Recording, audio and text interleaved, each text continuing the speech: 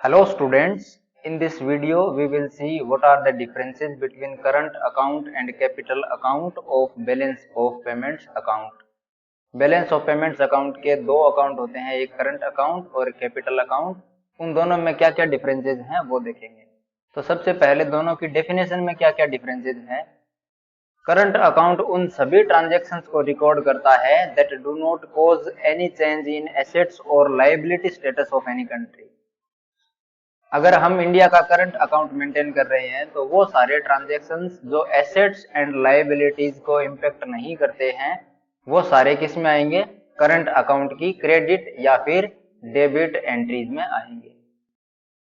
On the other hand capital account records those transactions that cause change in assets और liability status of any country. अगर India के assets और liabilities में कोई impact आ रहा है तो उन सभी एंट्रीज को कैपिटल अकाउंट में लिया जाएगा। अब देखते हैं इनका इम्प्लीकेशन या फिर रिजल्ट क्या होता है करंट अकाउंट की एंट्रीज का। करंट अकाउंट की अगर समरी को देखेंगे तो current account reflects total net income of a country. वो डेफिसिट है या फिर सरप्लस है वो दिखाता है current account. On the other hand capital account में नेशनल एसेट्स की ओनरशिप में कितना चेंज हो रहा है एक पर्टिकुलर ईयर में उनको रिकॉर्ड किया जाता है।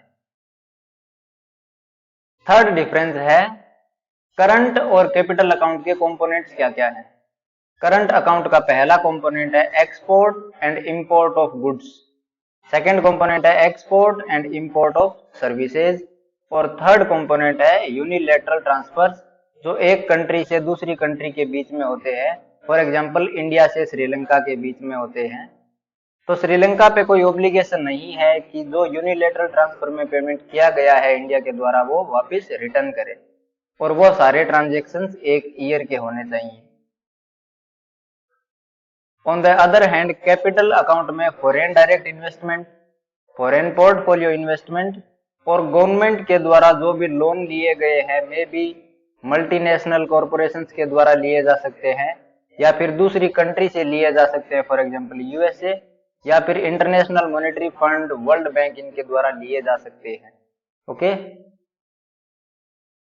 नेक्स्ट डिफरेंस देखते हैं करंट अकाउंट और कैपिटल अकाउंट में जो एंट्रीज होती हैं उनका पर्पस या फिर इम्प्लीकेशन क्या होता है।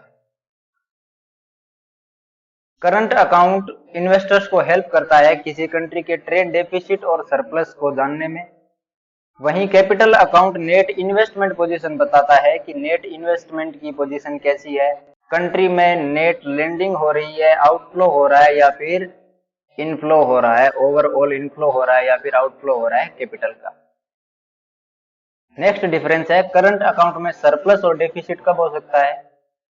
अगर करंट अकाउंट के रिसीट साइड में जितनी अमाउंट आ रही है वो पेमेंट साइड से ज्यादा है तो हमारे पास क्या है, करंट अकाउंट सरप्लस।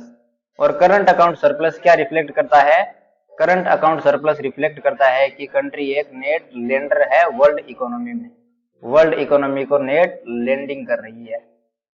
और इसी का ऑपोजिट करें, अगर पेमेंट्स ज्यादा हो और रिसीट्स कम हो तो करंट अकाउंट डेफिसिट होगा।